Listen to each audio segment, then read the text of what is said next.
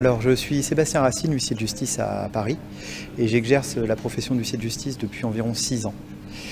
Donc, dans mon métier, je suis amené à réaliser différentes activités que tout le monde connaît et d'autres qui sont un peu moins connues, on va dire un peu plus intimes, plus en l'occurrence plus cachées. C'est notamment en matière de collecte de preuves dans différents domaines, et notamment des preuves sur les supports informatiques. Bon, avec l'explosion du numérique aujourd'hui, les supports et les endroits où il faut aller chercher les preuves ont de fait évolué.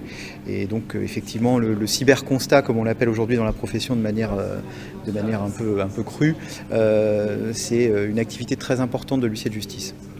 Voilà. Et donc j'ai eu la chance d'être invité aujourd'hui pour animer une table ronde dans le cadre de l'association et d'une réunion annuelle du CEF6, ce qui va me permettre de développer un peu plus la collecte de preuves dans le cadre du cyberharcèlement, puisque la table ronde à laquelle je participe a comme intitulé « Comment combattre le cyberharcèlement ». Voilà. J'en profite pour indiquer que cette initiative en fait, est également suivie par la Chambre nationale des huissiers de justice qui a œuvré en la matière, et notamment en 2019, avec une initiative qui m'a semblé, qui personnellement m'a beaucoup touché et qui m'a semblé très importante pour le public. C'était le fameux e-constat à 1 € qui qui permettait à toute personne qui avait besoin d'un constat dans le cadre d'un cyberharcèlement de venir dans n'importe quelle étude d'huissier en France et de faire réaliser un constat, quel que soit le support, au coût de 1 €. Donc le coût symbolique de 1 €. Et effectivement, donc cette initiative en 2019 qui a rencontré son succès, a permis aussi de mettre en avant les réalités du problème du cyberharcèlement. Et bon, moi je suis d'une génération qui est un peu plus jeune, on va dire, j'ai 35 ans.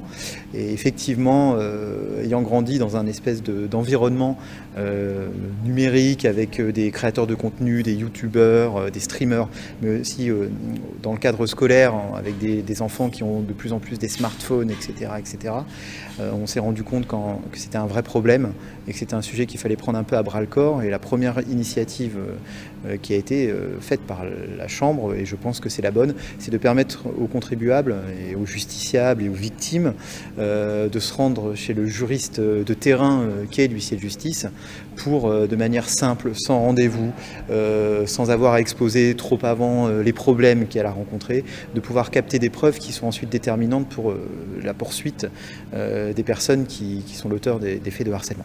Voilà. Concrètement, qu'est-ce que vous constatez ?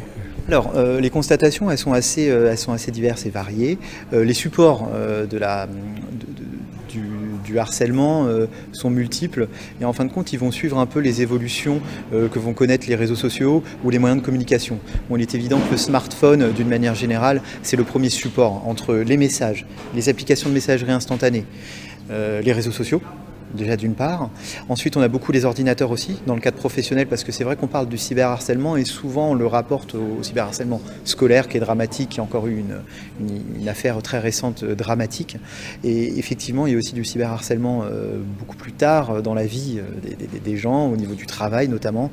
Et donc dans ce cas-là, on est beaucoup plus sur des ordinateurs, des boîtes mail principalement, ou aussi des messageries instantanées professionnelles, type Slack ou sur Microsoft, Teams, etc. Et du coup, d'une manière générale, on va pouvoir constater et récupérer des échanges, quel que soit le format, textuel, des vidéos ou des audios. Et du coup, on va pouvoir les récupérer par le biais de différents constats, différentes techniques, entre guillemets, au niveau des captations de la preuve, qui vont permettre ensuite à la victime d'avoir un dossier qui permettra ensuite soit à un avocat ou soit directement par le biais d'une plainte, de présenter des éléments concrets de ce qu'elle a subi. Voilà. Et l'intérêt du constat d'huissier, alors on le sait en matière de dégâts des eaux, on le sait en matière d'état des lieux, c'est de figer une situation. Et finalement, pour cette personne, à partir du moment où elle est passée chez l'huissier de justice, elle n'a plus peur de perdre ces éléments. C'est-à-dire que même si elle souhaite les supprimer parce que ça lui est insoutenable, le constat d'huissier, lui, permet de figer dans le temps l'existence et le contenu de ces preuves. Et c'est pour ça que c'est important de faire appel à un huissier de justice dans ces cas-là, parce qu'on a aussi besoin de passer à autre chose, mais au moins on a ces preuves-là qui sont conservées dans un cocon qui est totalement hermétique et que les magistrats affectionnent particulièrement. Merci.